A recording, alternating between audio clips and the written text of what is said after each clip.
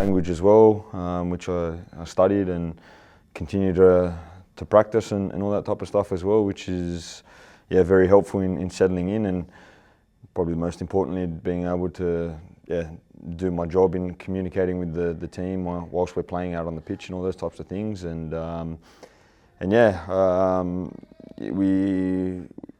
We had a difficult start to the season results-wise, but kind of since the last international break, we've been progressing, and I feel like we're growing and improving all the time, and the results that we've had since the last international break have been a lot better, and we're probably in a pretty, I would say, good position, considering all the circumstances, having gotten promoted last season, and wanting to achieve our goal of obviously staying in the competition for next season. So just really enjoying, as always, competing at the highest level, and the challenges that come with that, and just trying to do my best to contribute to hopefully as many wins as we can have in order to achieve our goals, obviously. Thank you. A bit of an off-topic one. I don't know if you've seen this, Maty, but FIFPro did a report the other day. You've travelled more than any other player in the world between your club moves and international duties back and forth. I think it's like 169,000 kilometres or something. Can you talk us through what sort of, I guess, how you deal with that, what sort of toll and stress that takes on a player? I know some of it's unavoidable when you're based in Europe and play for Australia, but how does that sort of take its toll on you as a player? Because it's been a bit of a talking point lately. I did see it pop up the other day. I wasn't actually too sure I didn't read the whole article, as you kind of touched on in the beginning. I've had a lot going on the last week or two, but yeah, I mean, there's been plenty of Australian players before me that have had to do the exact same thing. I'm no different in that regard, and I think it's part of the DNA of being an Australian footballer. Obviously, applying their trade in Europe. Like anything, you kind of develop your own strategies and processes and methods in dealing with it all. I try and obviously adopt my approach to it to make sure that I'm as ready as I can be come match time for obviously when we do those trips back to Australia or to Asia or wherever it's going to be.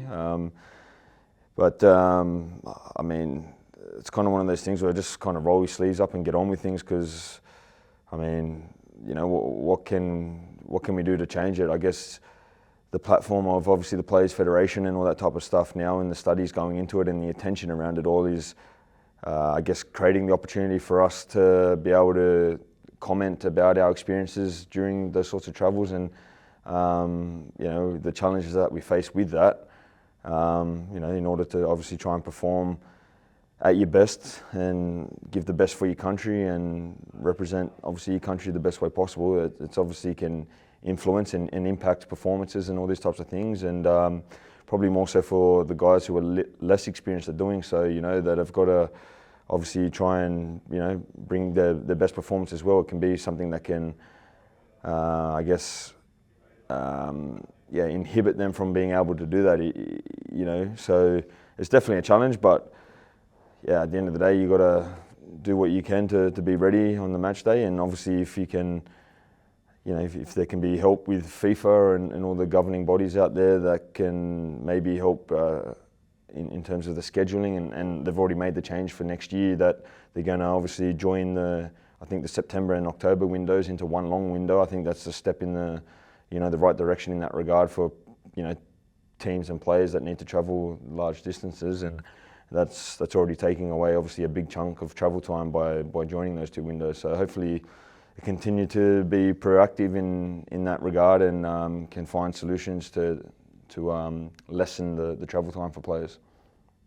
Brooke. No, thanks, Anna.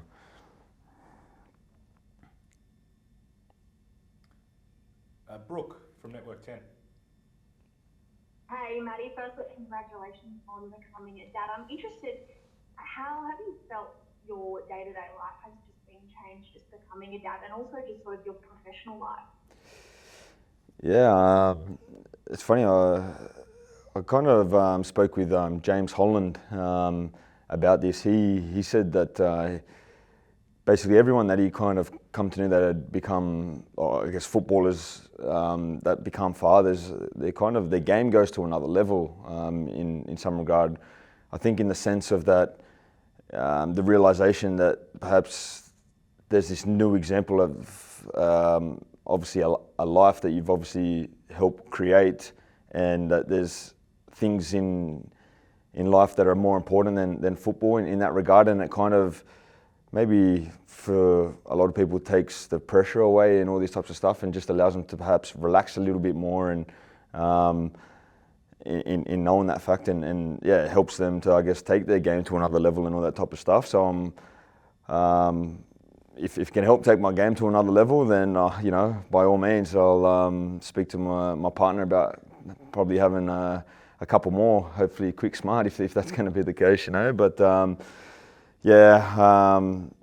obviously excited for this next chapter. Starting this obviously journey together as a family, and I think all the cliches that come about with having a baby and all that.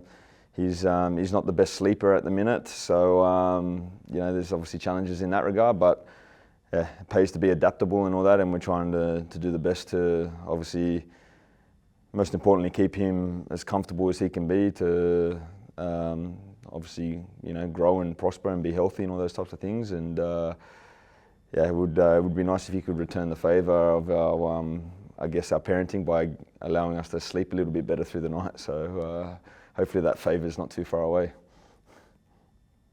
Well, I have a little bit more sleep to come for you. Now, just sort of more on club levels, but I know that there's been a bit of a competition sort of for that starting goalkeeper role, domestically, but also, you've had that in the national side. How have you sort of been dealing with that personally and mentally too? Yeah, for me, in my head, there's always competition.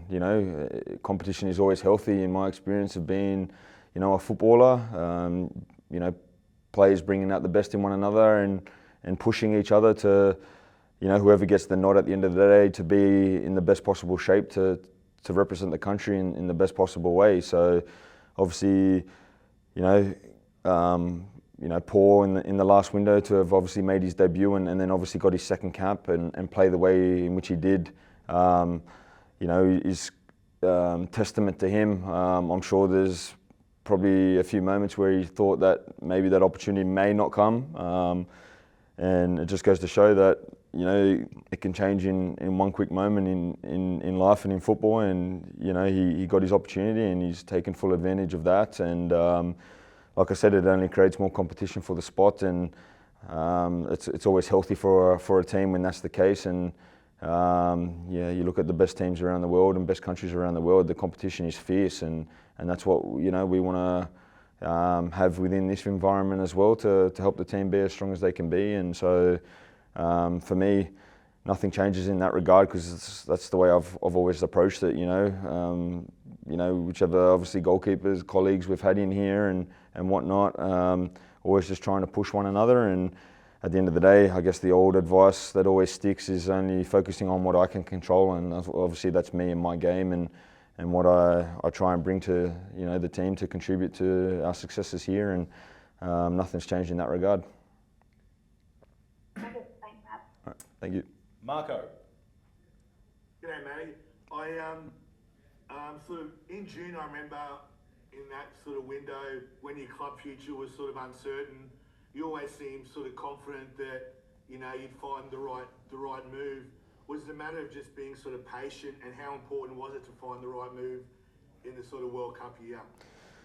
Yeah, it took longer than I think every footballer would have hoped.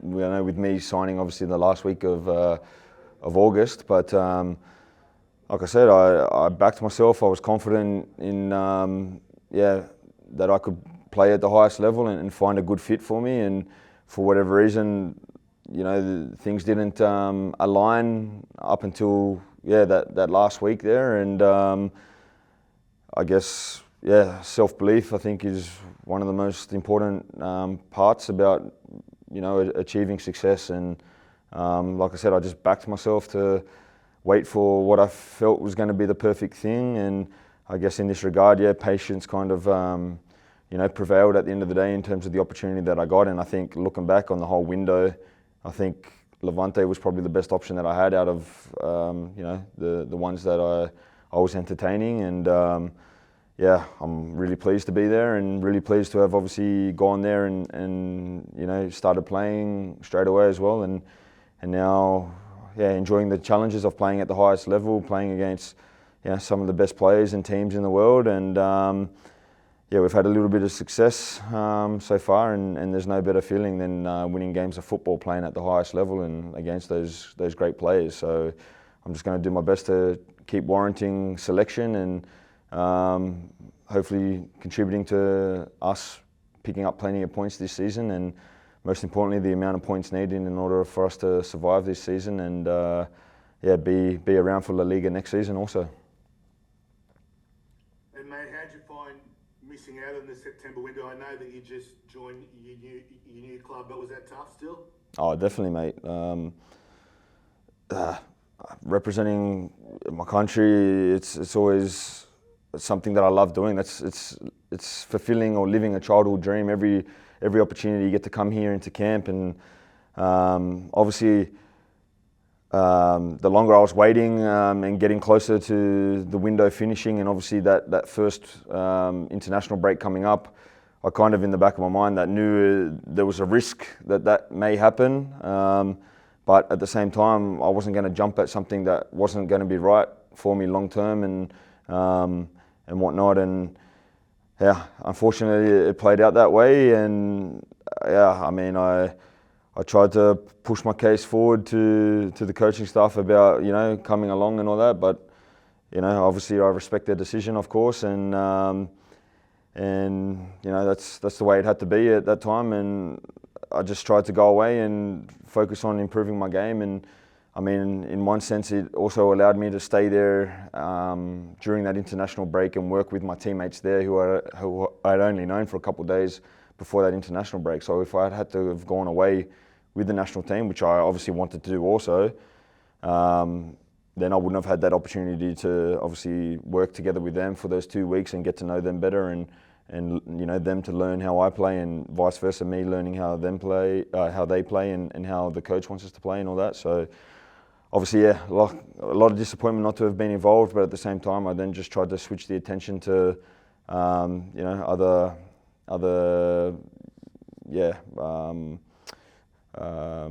goals and things that needed to work towards. David Mark. Thanks very much, David. Matt, firstly, there's an A-League season about to begin in a week and a half. After your many, many years in the international team, what advice would you give to the young players who have aspirations of playing for the Socceroos? I mean, my first piece of advice would be for them to go and chase their dream and do absolutely everything they can to have no regrets in going on that pursuit of wanting to play for the national team. I'm a living example of that dreams do come true, and I've been in their exact shoes. Obviously, yeah, over a decade and a bit now ago, and no dream is too big to achieve. So yeah, I would just say, yeah, along those lines, that exact message, of going out there and leaving everything out there to go on that relentless pursuit of wanting to make the Socceroos. And I guess within that, along any type of adversity that they face or setback or whatever, you got to stay strong, stay resilient, and keep chasing and keep learning and evolving and growing and all that. And yeah, I think that's probably the message that I would go for. Thanks very much. And secondly, look, just with the World Cup under a year away now, what is the value that you're playing these two teams on home soil that are going to be in the World Cup? Yeah, I mean, it's a taste of what we're going to obviously be experiencing in the World Cup, and it's important that we can try and maximise every experience to try and gain an advantage over the opposition we're going to be facing, and yeah, so there's that component to it, but on the other hand, it's just another football game, taking it one game at a time, and yeah, we want to continue to represent our country in the best way, and we want to continue this winning momentum that we have, and on an individual sense as well, it's an opportunity for people to be staking their claim to being here, in what are we, 9 months out around, when the World Cup kicks off in June next year. So there's definitely always plenty to play for. There's no such thing as a friendly game. Every time we get to pull on that jersey, the jersey, it demands the absolute everything of every individual here that is going to have the opportunity to pull that on, and we need to, it's our responsibility to make sure we're in the best possible shape to deliver our best performance, and that's exactly what the jersey and our country deserves. Joey Lynch. Thanks very much. Thanks, mate. Hi, Maty. Hopefully you can hear me. Bit of technical issues, but I'll also allow me to join in the congratulations on becoming a dad. Wanted to ask you, mate, as you touched on, it's 9 months heading into the World Cup. We're now already qualified, zeroing in on the tournament itself. Just curious to know if under Tony and Frank there in camp, is there any areas of your game that they've really told you that they want you to emphasise or work on that fits with how they want their goalkeepers to play for the Socceroos heading into a World Cup? Yeah, I think with every manager, but obviously, more specifically here, there's certain instructions in how they want their goalkeepers to play. There's obviously little details around how they communicate to us in what they're wanting for us in terms of moments and situations of playing out, and those details and those instructions can differ depending on the opposition that we're playing against as well. It can be an array of things, information that we get, and our responsibility again as a player is to be able to be adaptable to that information and to absorb it, and then obviously to implement it and execute it. So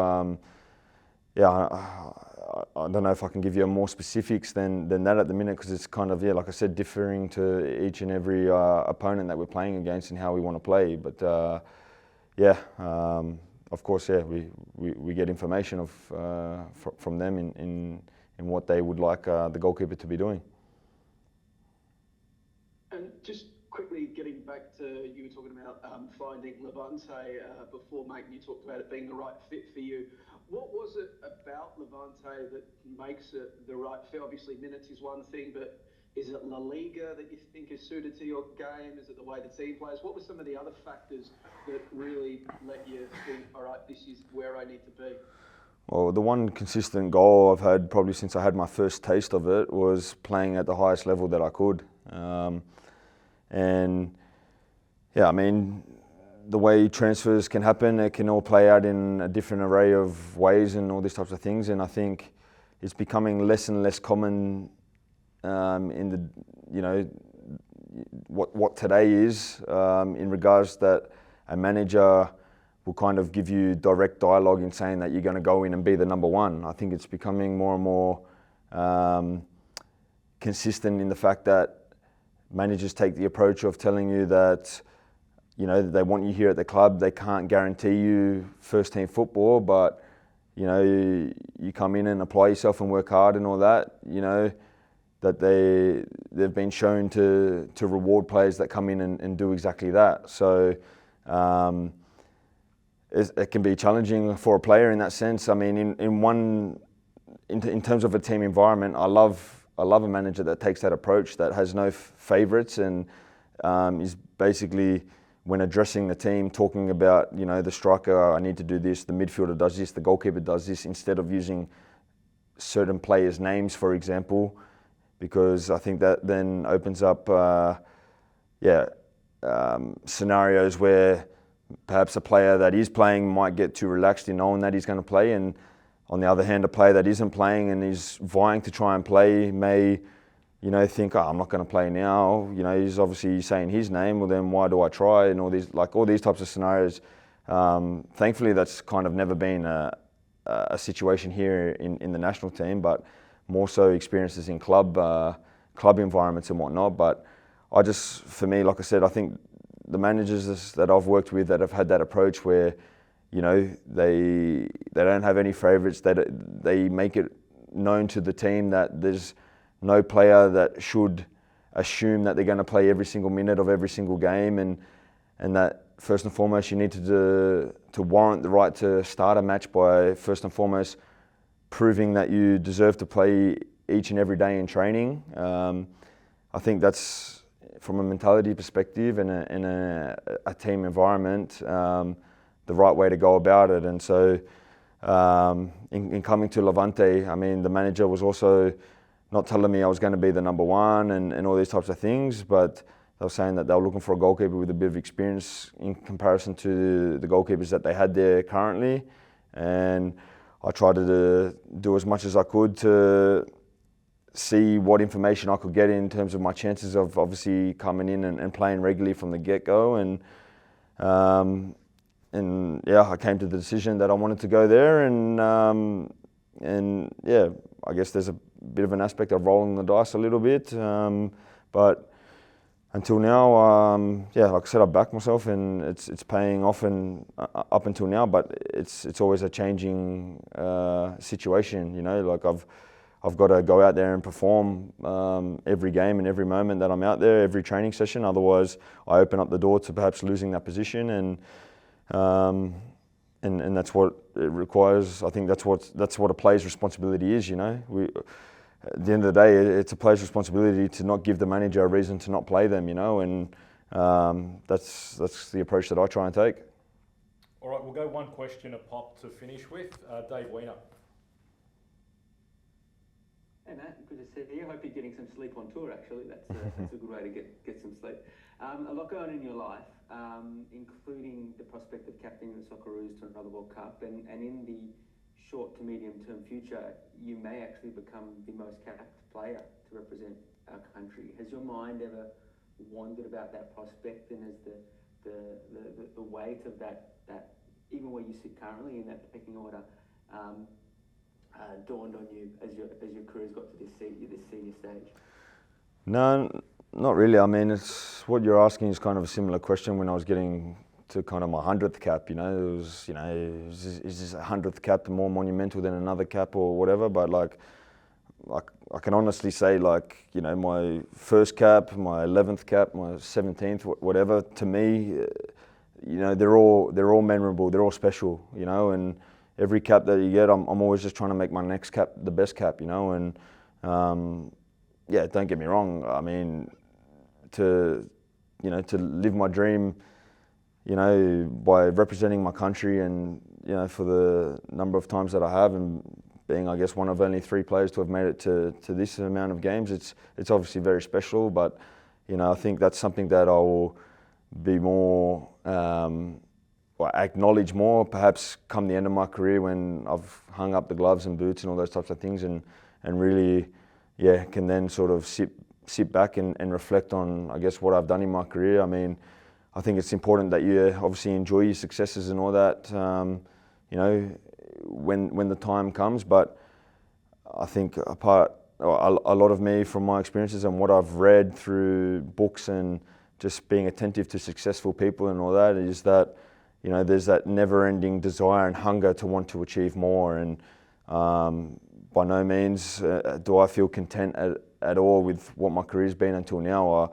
I still feel like I've got my best days ahead of me, and I've tasted the ecstasy and that feeling of achieving success at the highest level and all these things. And those moments are what, they make lifelong memories through being successful in those moments. They become lifelong memories that you're never going to forget, and that I'm going to reminisce in my head to my kids and grandkids and all that one day with a smile and, a sense of achievement that, hopefully the more of them that I have, you know, I guess the more often I'm going to be smiling when reflecting and all those types of things. And I don't want to live with any regrets with my life, with my career, with anything like that. And so I'm just, I just want to achieve as much as I can in my life and in my career. And hence, that's my motivation for why I continue to, I guess, take the approach that I do in being a footballer and living my dream every day. And Adrian Archuli. Yeah, congrats, Matty. Welcome to Dad's life. You'll never sleep the same again, mate. So just hoping you're enjoying your first little getaway there. But, mate, just obviously, you know, you've been on your road to your fourth World Cup, you know, matching, you know, only Timmy in that regard. But just apart from sort of the last few camps and the way players are coming in and taking their opportunities, and, you know, you look at Dukey, he has a big game in Saudi Arabia in that camp when you qualified, then he has the camp off, now he's back. You know, Paul Izzo, yourself, you missed the last camp, he came in, you come back, and these young players knocking at the door, they're biding their time. You saw Nestor, he missed 3 camps, comes in. As for yourself, how empowering is it at the moment to know players are really coming in and taking their opportunities? But there's that sense of like no position's guaranteed. Do you feel that as the captain, but also as someone who is fighting for position, because everyone seems to be at the moment?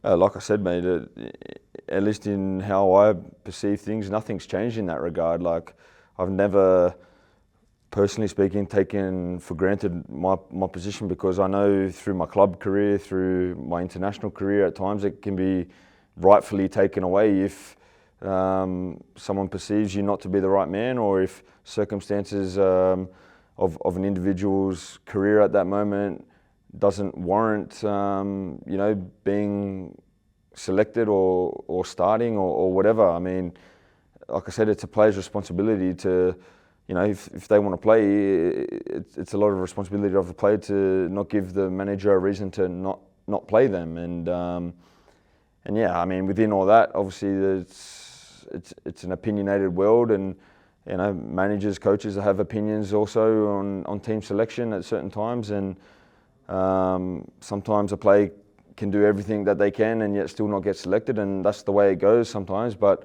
I think one of the key components to being, you know, or perhaps what separates great players from good players and all that, is how they manage adversity when it comes along in difficult periods and moments. You know, do you wave the white flag or tuck your tail between your legs and curl up in a ball and admit defeat, or do you cop it on the chin and recognise a moment for growth and reflection to learn and improve, and to then take that disappointment and channel it and use it as motivation to work even harder and work even smarter, to go out and prove to the manager, or prove to yourself, or prove to whoever you want to prove to that you're the best man for the job. That's part of, I think, an elite mindset and mentality. And it's nice to see that, yeah, some of these guys that have faced a little bit of adversity in that sense, and myself included, that, you know, we dig our heels in and we fight for what we want, and you know, the rewards of that are still being around in the team and getting opportunities to represent that team moving forward. And yeah, you just need to keep, obviously, rolling up the sleeves and getting on with things, and being resilient and being relentless on your pursuit to live your dream and all these types of things. And so that's, at least from a personal standpoint, that's kind of the approach I take. And yeah, I'm sure the guys are similar in that sense, and hence why they're taking advantage of the opportunities that they're getting by when they do get back in here.